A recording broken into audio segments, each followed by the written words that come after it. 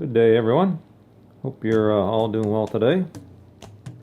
Today I'm going to go over a few bottles here, and these have all been given to me by different people except for this one here, which I bought at an antique store.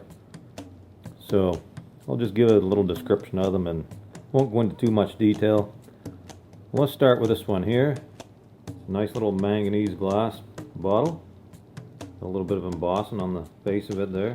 Probably had a paper label in the middle of it. Glassmaker's mark is a W inside of a diamond.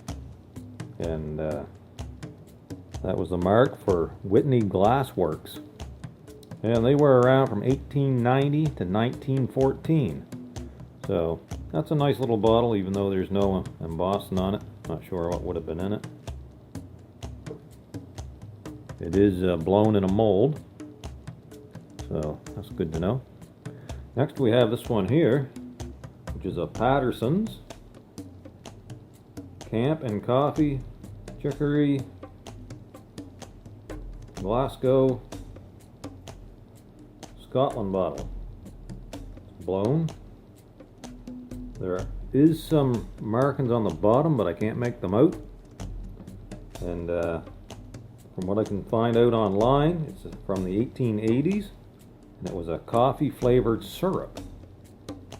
There was quite a bit of information online, and maybe I'll do a video sometime about just this particular bottle. Don't know, but maybe. Next we got this Stoneware Ink. It's a Gray's Portobello.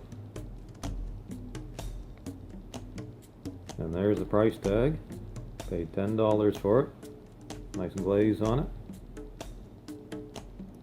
Not sure of the date on it, maybe late 1800s. Next we have a Neriline. Now, I was at a guy's house and I noticed that it was an old house, and I asked him if there was any old bottles around that he noticed in the woods, and he said no, but he had this old bottle on the windowsill and he gave it to me. Asked me if I wanted it. I said yeah, sure. So it's a Neriline prepared by N.C. Polson and Company, Kingston. Now Kingston is in Ontario, Canada, and apparently there's two types of these bottles. One does not say N.C. Polson and Company on it. It says Kingston, Ontario on it. And apparently this version here is more difficult to find one, so that's kind of interesting to know. Next we have Dr. Wood's Norway Pine Syrup. Now this here is a cough syrup for lung infections like bronchitis and pneumonia. Got some directions on it. Now for those who don't know, see, it's got the paper label on the front, and then on the back it's embossed. So most of these bottles that you find with embossing on them is actually on the back of the bottle, not the front. And you got Woods, Toronto, Ontario. And a woman found this in her home she bought, and they were redoing the insides, and it was in the wall. And I suspect this one's early 1900s. And she also found this one in the wall with it, and it's machine made. It's Paragoric, and it contained opium and was used to decrease movement of the stomach and intestinal muscles. So it was often used to control diarrhea.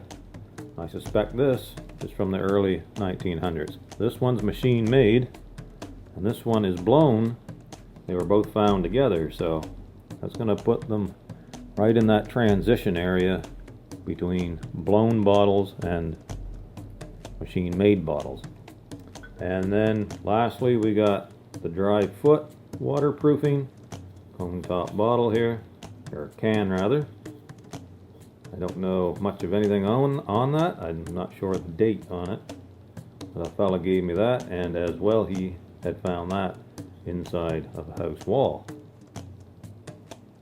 So that's all that stuff. I have quite a few more bottles actually that people have given me, and maybe over the winter months I'll do a few more of these videos like this. So until then, thanks for watching, everybody. Hope you enjoyed that little bit there, and we'll catch us all in the next one. Have a great day.